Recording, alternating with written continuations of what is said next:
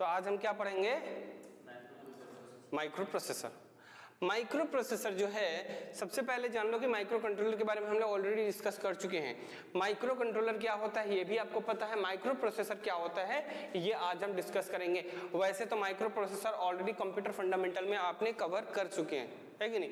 अब यहाँ पर सिर्फ मैं उसके रिलेशन बता रहा हूँ एक माइक्रो प्रोसेसर और माइक्रो कंट्रोलर का, ये भी डिस्कस हो चुका है, लेकिन फिर भी माइक्रो प्रोसेसर के बारे में आपको जानना इसलिए जरूरी है कि हमारे जो डिवाइसेस होते हैं जो ऑटोमेटिक काम करते हैं, उस तरह के डिवाइसेस में माइक्रो कंट्रोलर का यूज होता है। और जो डिवाइस जिसको किसी ह्यूमन इंटरेक्शन की जरूरत पड़ती है, यानी कि ऐसी डिवाइस जिसको किसी टाइप का इंस्ट्रक्शन का जरूरत पड़ता है, ह्यूमन इंस्ट्रक्शन का जरूरत पड़ता है, वो माइक्रो प्रोसेसर यूज करता है। वैसा डिवाइस माइक्रो प्रोसेसर यूज करता है। जैसे कि आपका स्मार्टफोन हो गया, वो स्मार्टफोन में भी माइक्रो प्रोसेसर, बल्कि देखो एम्बेडेड सिस्टम दोनों ही है। आपका लैपटॉप हो, कंप्यूटर हो, वो भी आपका एम्बेडेड सिस्टम है, आपका स्मार्टफोन है वो भी एम्बेडेड सिस्टम है। अगर वॉशिंग मशीन ले लो वो भी एक एम्बेडेड सिस्टम है। अगर इस तरह के एग्जांपल ले लो, बहुत सारे आपके मतलब कि एम्बेडेड सिस्टम है कि नहीं। तो इस तरह के जो वॉशिंग मशीन जो ऑटोमेटिक काम करते हैं, है कि नहीं, आयरन हो गया जो ऑटोमेटिक काम करता है, स्मार्ट टीवी हो गया जो ऑटोमेटिक काम करता है, इंस्ट्रक्शन की जरूरत उसको ज्यादा नहीं पड़ती, वो ऑटोमेटिक उसमें सेंसर लगे होते हैं, वो सारा काम कर देता है। तो इस तरह के डिवाइसेस में माइक्रो कंट्रोलर का यूज किया जाता है जो ऑटोमेटिक इंस्ट्रक्शन को एग्जीक्यूट कर देते हैं, उसको हम बोलते हैं कि उस तरह के डिवाइस को माइक्रो कंट्रोलर की जरूरत पड़ती है। कंप्यूटर एक ऐसी चीज है जिसको इंस्ट्रक्शन देकर ही आप अपना काम करवा सकते हो, ऑटोमेटिक वो काम नहीं करता, उसके लिए आपको माइक्रो प्रोसेसर की जरूरत पड़ती है। इसीलिए माइक्रो प्रोसेसर जो है वो आपके कंप्यूटर में, स्मार्टफोन में लगा रहता है कि नहीं। और सेंसर से भी माइक्रो प्रोसेसर को कंट्रोल किया जाता है। जैसे कि इसमें हमारा जो स्मार्टफोन है, इस स्मार्टफोन में ऑलरेडी माइक्रो प्रोसेसर है, लेकिन वो माइक्रो प्रोसेसर ऑटोमेटिक भी काम करता है।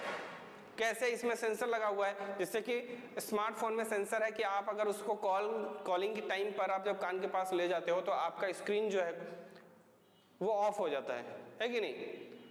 तो ये कैसे होता है? सेंसर। तो सेंसर के थ्रू भी आप माइक्रो प्रोसेसर को इंस्ट्रक्शन दे सकते हो। यहाँ पर माइक्रो प्रोसेसर क्या होता है? एक इंटीग्रेटेड सर्किट है। माइक्रो प्रोसेसर एक इंटीग्रेटेड सर्किट है जो कि कंटेन करता है सीपीयू को, जिसको हम सेंट्रल प्रोसेसिंग यूनिट कहते हैं। और वो सेंट्रल प्रोसेसिंग यूनिट यानी कि सीपीयू के अंदर में आपका एलयू और सीयू दोनों ही होता है।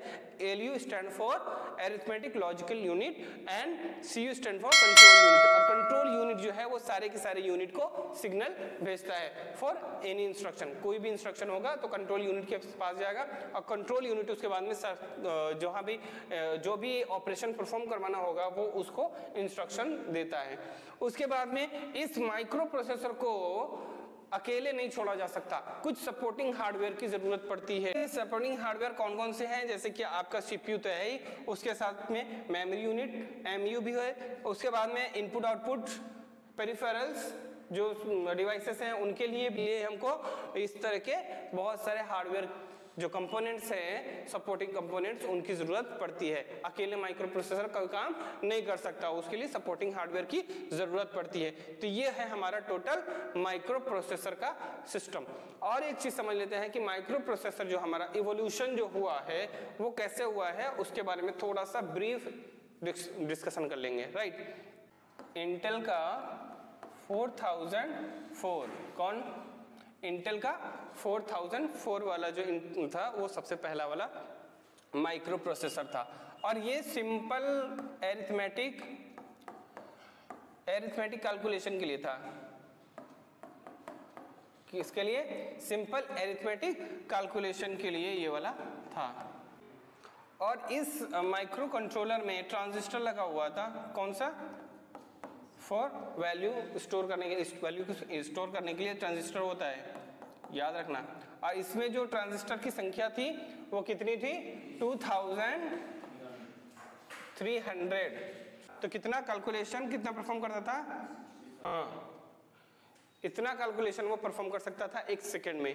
पर सेकेंड 60,000 कैलकुलेशन परफॉर्म कर सकता था ये वाला। फिर भी ये इतना ज्यादा पावरफुल नहीं था। यह हुआ था कब? 1971 में। इसका कब हुआ था? इंट्रोडक्शन 1971 में, राइट। और उसके बाद में कौन कौन सा आया? i5 आया, सॉरी i3, i3, उसके बाद में i5, उसके बाद में i7, फिर देखो ये वाला जो था ये 4 बिट का था, उसके बाद में 16 बिट का आया, 8 बिट 16 बिट के ज़्यादा आया, 16 बिट का आया, उसके बाद में 32 बिट, उसके बाद में 64 बिट, इस तरह से आने लगे। तो i7 के बाद में i9 आया, ये सारे के सारे इसके सीरीज थे, एक के बाद एक, और ये सारे के सारे इंटेल के थे, है कि नहीं। इंटेल कंपनी ने इनको इंट्रोड्यूस किया, और IBM का भी आता है, और भी अलग अलग कंपनी के भी माइक्रो प्रोसेसर आते हैं, है कि नहीं। तो और उसके जो बेसिक जो मेजर काम है वो भी मैं आपको बता दे रहा हूँ, है कि नहीं। सारे माइक्रो प्रोसेसर होते हैं, लेकिन जो बेसिक काम है उसका बस एक सेम टाइप का होता है, जो हम अभी आपको डायग्राम की, तो ये है सिंपल डायग्राम मैंने बना दिया है किसका, जो कि मेजर काम करता है हमारा माइक्रो प्रोसेसर। मेजर काम उसका जो है, जो बेसिक काम है वो यही है, इनपुट को लेना किसी भी इनपुट डिवाइस से जो कि किसी ह्यूमन इंटरेक्शन से होगा। तो इनपुट हम देंगे, इनपुट जो है हमारा कंट्रोल यूनिट को सिग्नल करेगा, और वो कंट्रोल यूनिट इनपुट सिग्नल को स्टोरेज सिग्नल जो स्टोरेज यूनिट है वहां पर भेजेगा, और उसका जो वैल्यू आएगा वो उसको स्टोरेज यूनिट में स्टोर करवाएगा सबसे पहले। तो यहाँ पर देख लो, इनपुट यूनिट से हमारा जो वैल्यू आया स्टोरेज यूनिट में, उसके बाद जो कंट्रोल यूनिट है वो सिग्नल भेजता है ALU को, और उसको जो स्टोरेज यूनिट से है, स्टोरेज यूनिट से वैल्यू को कहाँ ले जाएगा, ALU में। वहां पर जो भी कैलकुलेशन परफॉर्म करवाना होगा, चाहे वो अरिथमेटिक हो या फिर लॉजिकल, उस ऑपरेशन को परफॉर्म करवाने के बाद में वापस उसका रिजल्ट कहाँ जाएगा, स्टोरेज यूनिट में। और स्टोरेज यूनिट से उसके बाद में कंट्रोल सिग्नल जाएगा आउटपुट के लिए, और वो आउटपुट यूनिट के द्वारा आउटपुट डिवाइस में या फिर मॉनिटर पे वो आउटपुट दिखेगा। बीच में जितने जगह भी उसको स्टोर करवाना होगा वैल्यू, उसके लिए यहाँ पर ट्रांजिस्टर भी है CPU के अंदर में, और उसके बाद में यहाँ पर आपका स्टोरेज यूनिट भी है, और वहाँ पर सारा का सारा स्टोरेज हो जाएगा। अब ये MU अगर देखो तो MU में बहुत सारी चीजें आती हैं, ऐसा नहीं है कि MU कोई मेमोरी यूनिट कोई सिंगल चीज है कि नहीं। यहाँ पर आपका रैम आएगा, रोम आएगा, और भी बहुत सारे के मतलब कि मेमोरी आ जाएंगे। उसी तरह से आउटपुट यूनिट जो है वो आउटपुट यूनिट कोई मतलब कि अलग अलग टाइप के ब्रांच हो सकते हैं, जैसे कि आपका डिस्प्ले हो सकता है, सिंपल मॉनिटर हो सकता है कि नहीं, स्पीकर हो सकता है, ये भी तो आउटपुट डिवाइस है ना, ये सारे के हो सकते हैं। इनपुट के लिए सिर्फ एक इनपुट सिंगल ही नहीं है, इनपुट के लिए यहाँ पे अलग अलग टाइप के इनपुट डिवाइसेस हम यूज करते हैं, जैसे कि जॉयस्टिक हो गया, माउस हो गया, कीबोर्ड हो गया, राइट। तो ये है सारा का सारा यहाँ पर बेसिक जो काम है हमारे माइक्रो प्रोसेसर का। माइक्रो प्रोसेसर का क्लासिफिकेशन हो सकता है कैसे, ये इस तरह से डिवीजन होगा, क्लासिफिकेशन होगा। यहाँ पर पहला होगा हमारा बिट के अकॉर्डिंग, कि वो माइक्रो प्रोसेसर जो आप यूज करने वाले हो वो कितने बिट का है, या फिर आप जो यूज कर रहे हो अपने कंप्यूटर में, अपने लैपटॉप में, वो कितने बिट का है। अगर 8 बिट का है, 16 बिट का है, या फिर कितना ज्यादा भी हो सकता है कि नहीं, 32 बिट भी आता है, और 64 बिट भी आता है, और 128 भी आ रहा है। उसके बाद में इंस्ट्रक्शन सेट, और इंस्ट्रक्शन सेट की अगर बात करें तो वो कैसे होगा, जैसे कि सिस्क है, रिस्क है, और